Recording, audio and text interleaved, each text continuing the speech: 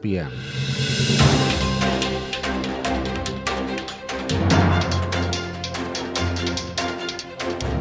The news from Guyana, the region, and the world.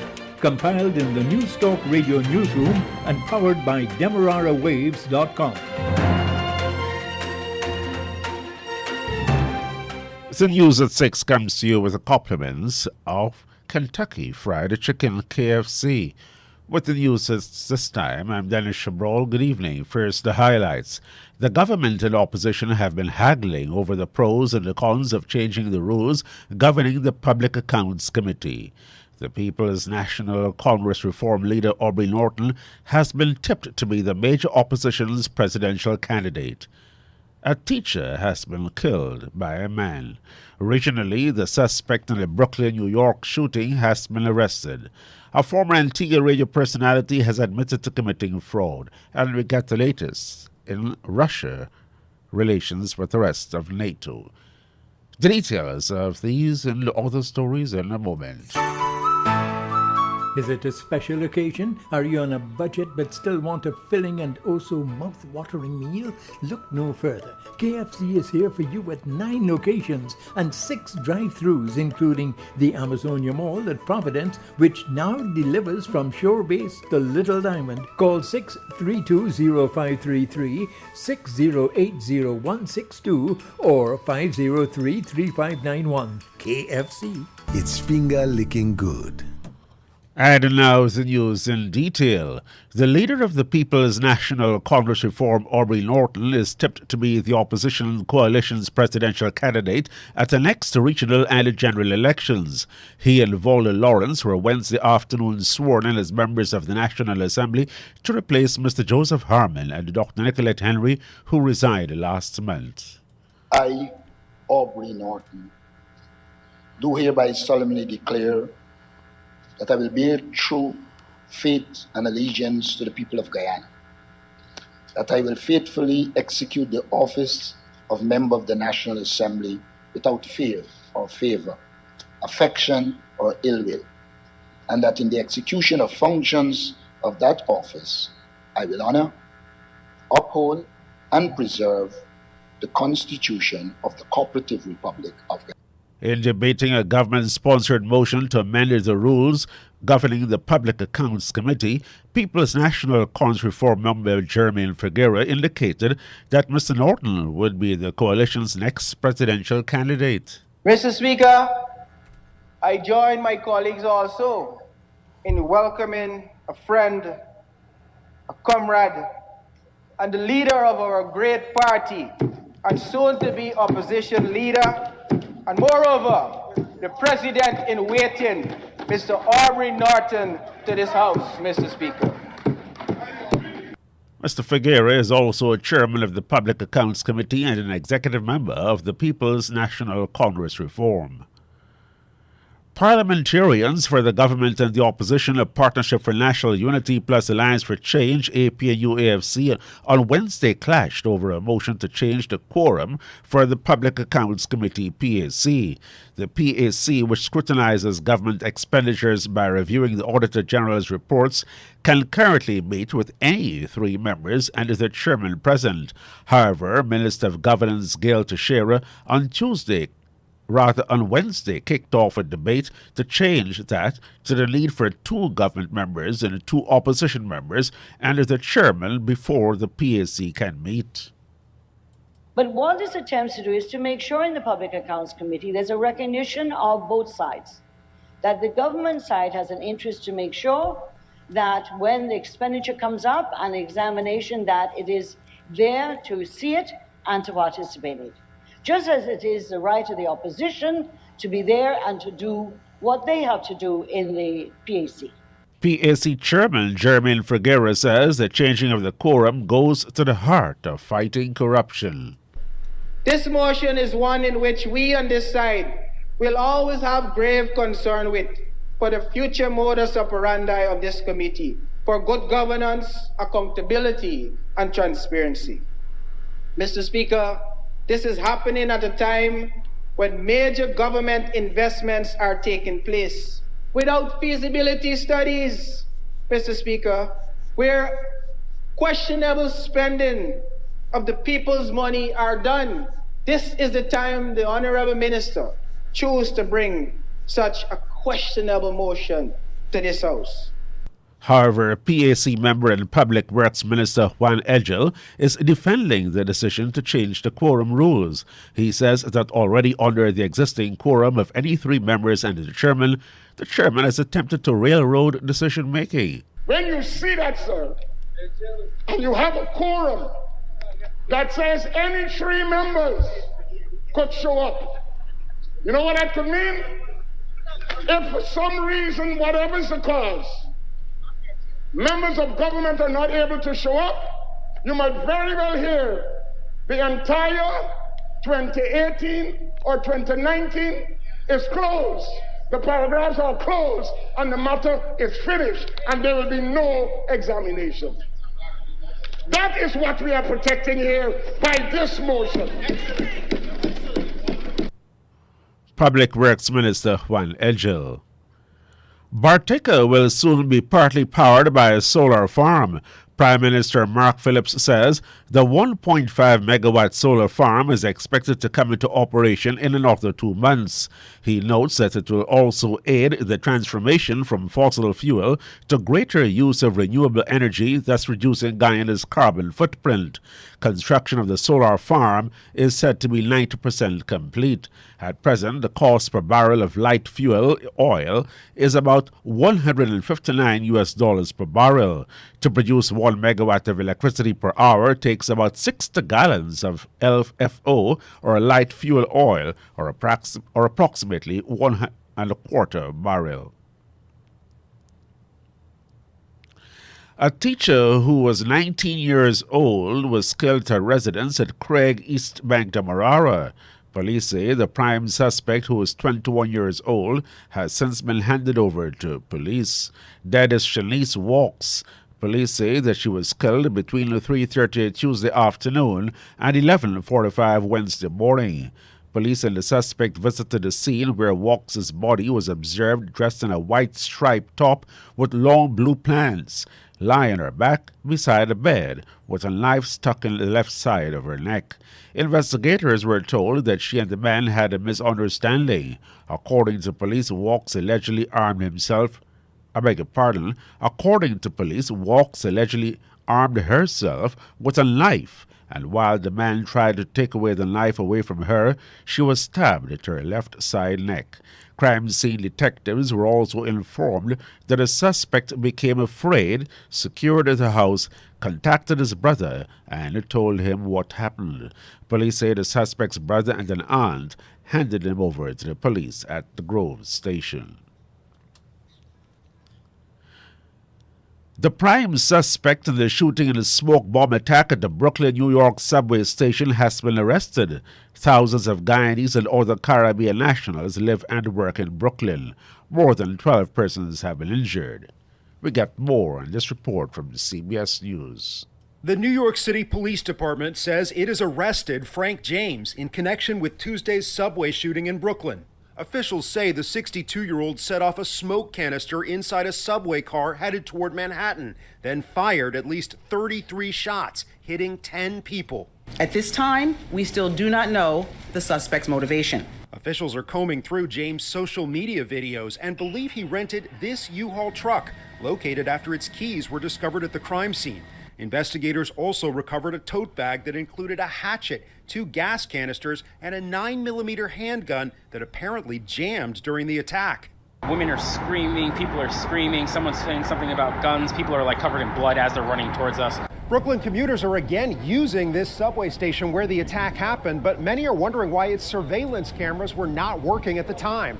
I think that in the one location by the turnstile, there was apparently a server problem, which they had been working on the day before. MTA CEO Jano Lieber addressed the security camera issues on CBS Mornings. We have 600 cameras on this one line. So the cops have been looking overnight at all of the stations, where he got on, where he might have gotten off. New York City Mayor Eric Adams says the city will now double the number of police on patrol in the subways to help commuters feel safe.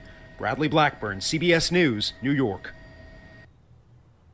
Dutch bank ABN AMRO on Wednesday apologized for the role of its legal predecessors in the slave trade, plantation slavery, and the trade in products that originated in slavery during the 18th and the 19th centuries. The lender asked independent researchers in 2020 to investigate its own past in light of the global debate about systemic racism and the inequality faced by black people. The Dutch Central Bank earlier this year said it deeply regretted the role many of its early directors played in the 19th century slave trade. With less than a week before school reopens, some parents and guardians in Trinidad and Tobago are facing the financial burden of getting their children ready to return. And even though the Education Ministry has relaxed uniform stipulations, there are concerns about the costs of books, school bags, and other items. Details from CNC3 in Trinidad. It's so long since the pandemic, and people having jobs right now, and we need some kind of assistance. Lachman Lalchan struggles to hold back her tears. The cost of returning to school is just too much for her to bear. The cost of primary school coveralls have increased by $30 and shirts by $6, while book bags ranged between $200 to $475. I feel in it for some parents. It is hard for them. Some of them could only afford one uniform, one shirt. This parent is also begging for something to be done to ensure all children return to school well prepared. I feel it's supposed to file a grant or something to assist with the books and uniform and things. This bookstore representative explains why prices are so high. Some of the prices went up mainly because of shipping costs. The materials to get in, and then for the factories that make the uniform, their prices went up also. Because of that and the shipping costs, then some prices of uniform actually went up. He says that they've been offering discounts and even donations. So far, we dealing with the Islamic home right now. They ask for some donation of uniform. So right now, we're just dealing with that alone right now for the donations, the Islamic home. Some schools are embarking on uniform drives. It's been an emotional and financial burden for parents to outfit their children for school. But in some schools, like the San Fernando TML Primary School, parents are getting that assistance with school uniforms. Right here, brand new uniforms are being provided for students free of charge. We ask parents to come and, of course, all for free to collect a uniform or even any amount that they want. Others have used social media to reach parents in need with the hope that come next week, all students across the country will return to their classrooms after more than 2 years. Radhika D. Silva, CNC3 News. In Antigua, former radio show contributor Janice Samuel has admitted to the 19 fraud charges brought against her from crimes she committed in 2019. On Tuesday, Samuel told High Court Judge Colin Williams that she did in fact commit 5 counts of fraud and 14 of obtaining money by virtue of a forged instrument, but said she did it due to financial difficulties and the need to assist her children in the United Kingdom. Samuel, who is in her late 40s, stole more than 100,000 Eastern Caribbean dollars from plumbing firm H21 Limited, where she worked as an office assistant between March 15 and July 7, 2019. In July 2019, after Samuel was convicted of a previous crime of embezzlement, her employer sent her home for a few days while reconsidering her employment. While preparing payroll, he observed that there were insufficient funds in the account and decided to look into the matter. He found that over a dozen checks had been paid out. The employer told the police that he had never filled out any sums on those checks nor approved their payments, and his staff knew that his approval was required. Samuel is said to have prepared the checks and issued them to an associate of hers who was not affiliated with the company. They were allegedly cashed at a gas station by the individual, but when questioned, he said he did not know he was involved in a crime. Samuel will be sentenced on May 14 On May 4, the offences of forgery and obtaining money by virtue of a forged instrument each carry 14-year maximum sentences. And now we go to the BBC World Service for the latest bulletin of international news. BBC News, hello, I'm Gareth Barlow. Officials in South Africa have declared a state of disaster after floods in the eastern province of KwaZulu-Natal. More than 300 people are known to have died and hundreds have been made homeless. Excess water has spilled from hydroelectric dams and power and communication lines have been cut. From Durban, Shingai Nyoka reports. Efforts are continuing to try to locate people who have been reported missing. Search teams report being overwhelmed. Bridges and roads have been swept away and homes buried under the deluge in the worst storm in decades. Hundreds of people have been left without food and shelter, and several areas are without water and power. Durban, sub-Saharan Africa's largest port, is the worst affected. Shipping there has been suspended. The World Bank, IMF, World Food Programme and World Trade Organization are calling for urgent, coordinated action to help vulnerable countries address growing threats to food security. They say the threat is highest for poorest countries, which import a lot of their food, but also increasingly rapidly in middle-income countries, which host the majority of the world's poor. Imogen Folks is in Geneva. Ukraine and Russia produce a quarter of the world's wheat. Russia produces natural gas, a key ingredient of fertilizer. The war has disrupted supplies and pushed up prices. Parts of Africa and Afghanistan have suffered successive drought, undermining their own food production. This is the perfect storm, UN aid agencies feared. Now low-income countries which don't need aid could be pushed into hunger because they can't afford their usual food and fertilizer imports. President Biden has announced an additional $800 million in military assistance to Ukraine. US defense officials say the total military aid provided now stands at more than $3 billion. Earlier, the Ukrainian President Volodymyr Zelensky urged the West to send more heavy weaponry to his country to repel Russian aggression. He said freedom must be armed better than tyranny. The images of Bucha and Mariupol have demonstrated real Russian intentions to the whole world. It could only be stopped by force of arms. We need heavy artillery, armed vehicles, air defense systems, and combat aircraft. Anything to repel Russian forces and stop their war crimes. Ukraine's Defense Minister Alexei Reznikov said Ukrainian fighters are continuing to defend Mariupol. He said they were holding back more than 10,000 Russian soldiers. Fighting was earlier reported to be continuing around the giant Avostal steelworks in the port. Russia's Ministry of Defense says it's fully taken Mariupol's sea trade port, but this has not been confirmed. World news from the BBC. The Prime Minister of Finland, Sanna Marin, has said her country will decide within weeks whether to join NATO. Her comments come after a Finnish government report concluded that recent acts of Russian aggression had fundamentally changed the security situation. Opposition activists in Saudi Arabia say a number of senior judges have been arrested. There's been no official confirmation of the detentions, but activists from the Dawn human rights group say they include 3 judges from the kingdom's highest court who are being charged with treason. One of them is reported to be the judge who upheld most of the convictions in the mass execution of 81 people last month. Police in New York have arrested a suspect wanted in a shooting at a subway station in the district of Brooklyn on Tuesday. 10 people were injured when the gunman fired 33 rounds from a semi-automatic handgun. Neda Tawfik reports from New York.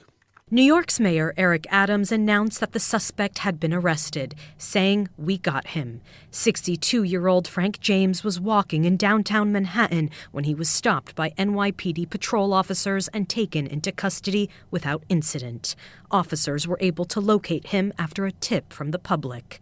During a press briefing, officials said he was known to authorities and had ties to several states. In New York, he had 9 prior arrests from 1992 to 1998, including burglary and sex acts. Frank James now faces federal charges for a terrorist attack on mass transit, which carries a sentence of up to life in prison. A new study undertaken by scientists in Britain suggests the lifespan of mammals relates to how quickly their genetic code mutates. All mammals have roughly the same number of mutations by the time they die of old age, but short-lived mammals tend to burn through their allowance more quickly. These mutations have long been known to be the root of cancer, but decades it's been debated for how they affect aging.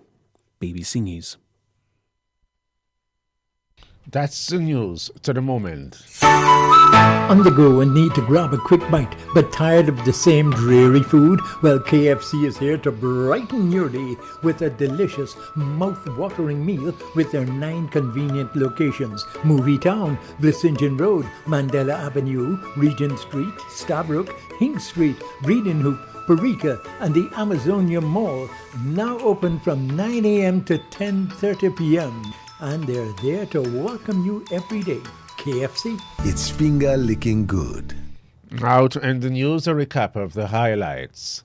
The government and opposition have been haggling over the pros and the cons of changing the rules governing the Public Accounts Committee. The People's National Accounts Reform leader Aubrey Norton has been tipped to be the major opposition's presidential candidate. A teacher has been killed. Regionally, the suspect in the Brooklyn, New York shooting and smoke bomb attack has been arrested. A former Antiguan radio personality has admitted to committing fraud, and the president of Ukraine has appealed for more arms and ammunition to stave off attacks by Russia. That's the end of the news, which came to you with the compliments of Kentucky Fried Chicken, KFC.